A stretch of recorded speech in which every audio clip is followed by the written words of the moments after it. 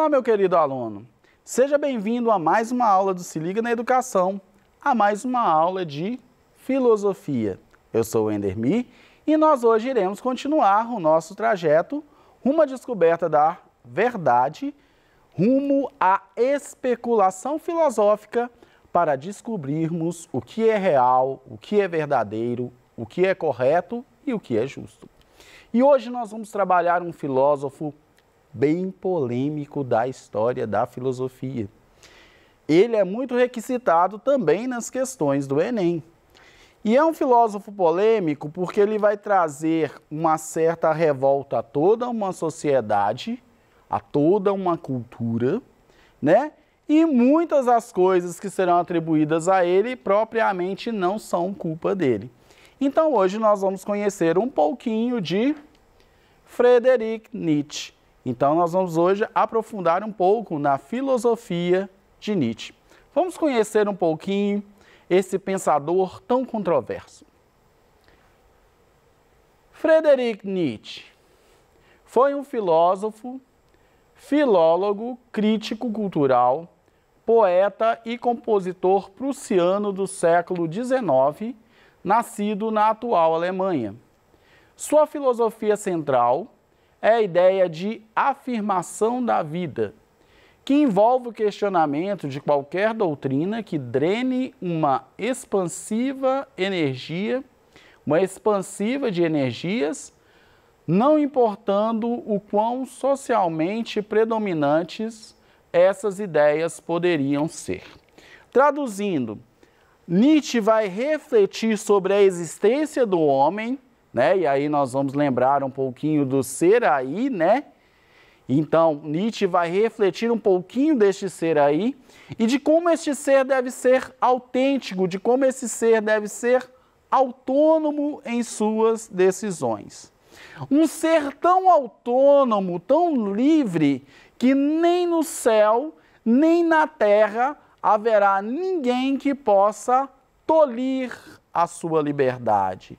Ninguém que possa podar o seu desejo, a sua vontade de viver, a sua energia de vida. Vamos continuar?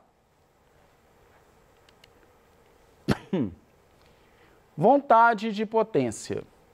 Como grande admirador da antiguidade, principalmente da cultura clássica grega, o filósofo não aceitava a separação entre corpo e espírito. Tampouco dissociava em textos pensamento e vida. Segundo o filósofo Gilles Deleuze, 1925 a 1995, no ideal de educação de Nietzsche, os modos de vida inspiram as maneiras de pensar, e os modos de pensar criam maneiras de viver. Os modos de vida inspiram as maneiras de pensar, e os modos de pensar criam as maneiras de viver. Então, nós somos o que nós pensamos ser. A minha existência vai dar a partir do momento que eu sei que eu sou, que eu existo no meu aqui e no meu agora. E é este meu existir que não foi criado, que não foi plasmado, é esse meu aqui e agora que vai definir quem eu devo ser e como eu devo viver. Então, Nietzsche vai trabalhar dentro dessa questão. Vamos continuar? Encontra-se nesse processo contínuo a vontade de potência, que na filosofia nietzschiana é a força motriz do ser humano. A vida, antes de tudo, uma capacidade de acumular forças, explica Rosa Dias. Ela é necessariamente o esforço por mais potência e para isso precisamos ser instruídos. Portanto, para Nietzsche, a educação deveria especializar-se em formar personalidades fortes, não homens teóricos ou pessoas ilustradas. A nossa educação, principalmente neste século, ela visa formar pessoas que saibam criticar, que saibam analisar, que saibam pensar. Então você, aluno que está aí, quando você vai fazer uma prova do Enem, você vai perceber que lá na prova do Enem, o Enem não está te cobrando só uma teoria. Ele está cobrando de você também um raciocínio. Por quê? Ele quer entender que você, além da teoria, você sabe como aplicar essa teoria em uma realidade. Então o Enem ele vai trabalhar essa questão crítica. E isso aqui está já no pensamento de Nietzsche, em relação à questão da educação. Não basta eu apenas saber fazer, eu tenho que saber por que eu estou fazendo. Eu tenho que saber para que eu estou fazendo. Quem que se destaca no Enem? É aquele que consegue ver além da fórmula. É aquele que consegue ver além da teoria. É aquele que percebe a prática. Por quê? Na nossa realidade de mundo, em especial no século XX, os grandes profissionais são aqueles que sabem ampliar o seu leque de visão, ampliar a sua mente para diversas experiências. E essas diversas experiências é que vão fazer com que este profissional seja o diferencial em um mundo de profissionais que só sabem fazer. E é esse que vai estar no mercado, e é esse que vai conquistar as vagas das faculdades, e é esse que vai desenvolver a sua vida. Então, a teoria nietzschiana, até aqui nós estamos percebendo, é algo extremamente positivo. Ela vai investir justamente nesta autonomia do ser, neste ser que pensa por si mesmo, que é algo que está começando a ficar raro na nossa sociedade. Vamos continuar?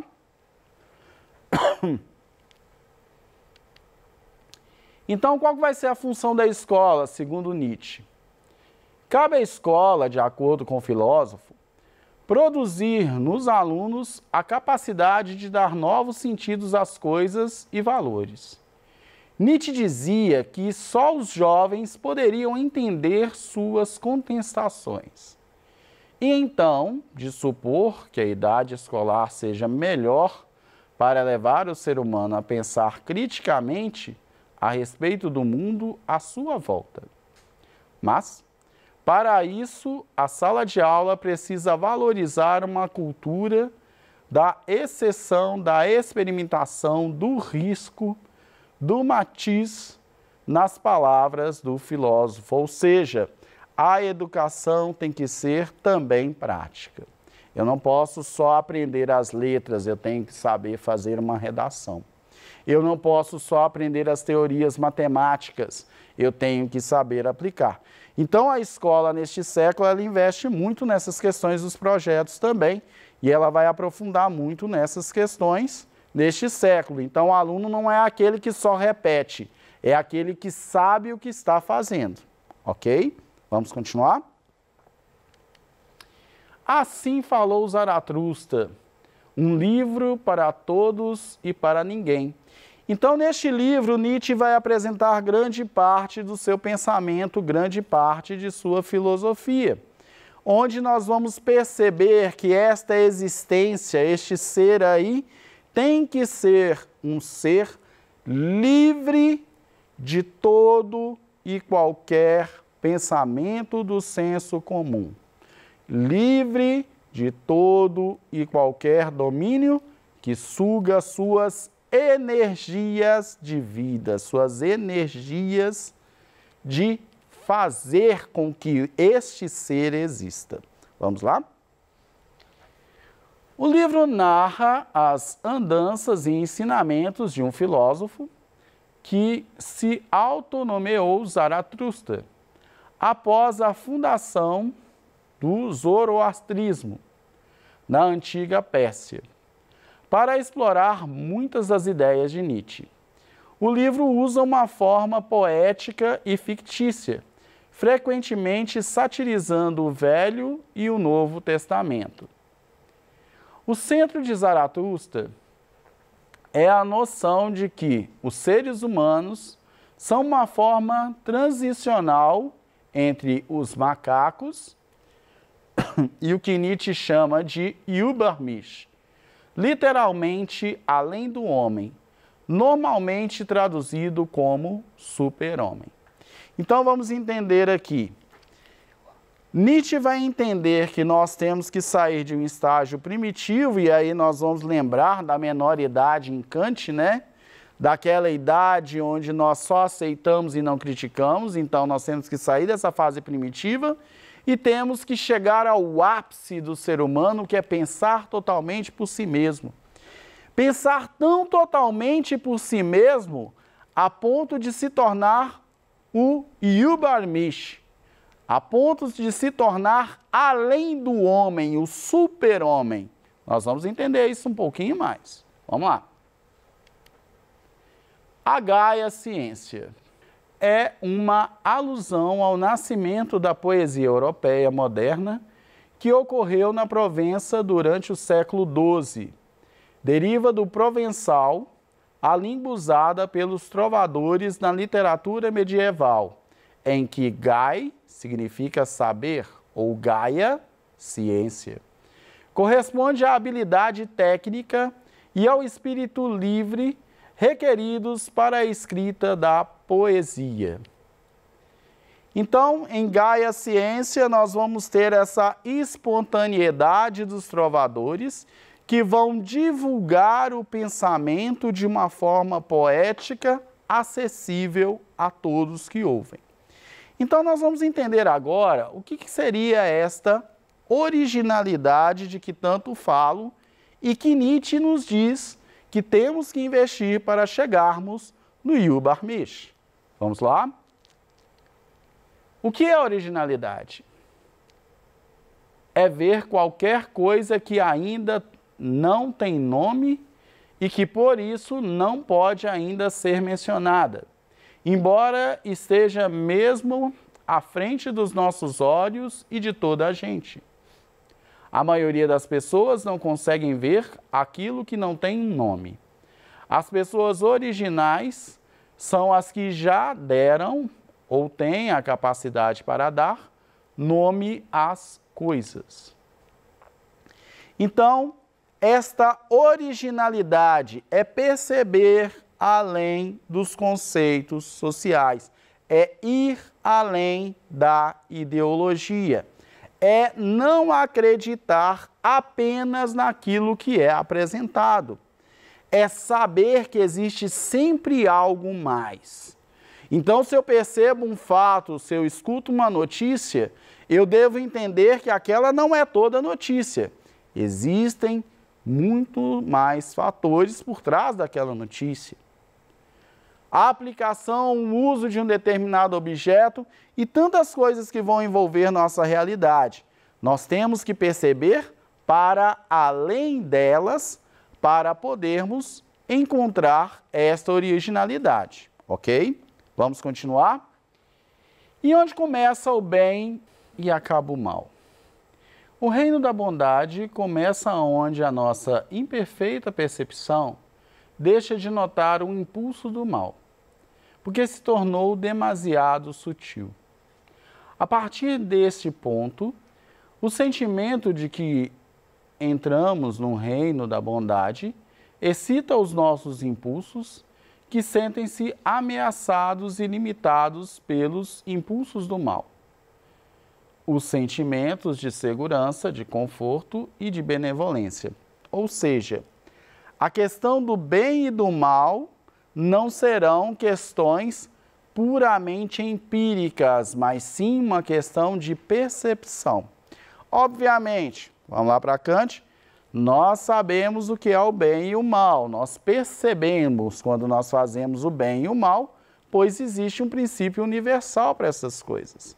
No entanto, quando eu distorço essa percepção, este bem e este mal, esta visão que eu possa ter, vão se tornar simplesmente sentimentos, coisas que vão estar superficiais na minha vida e não terão a aplicação que deveriam ter.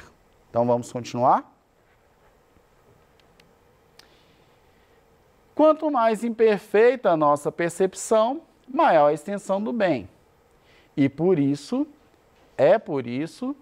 que as crianças e as pessoas comuns gozam de uma eterna boa disposição e também por essa razão que os grandes pensadores sofrem sempre de uma melancolia semelhante à de uma má consciência.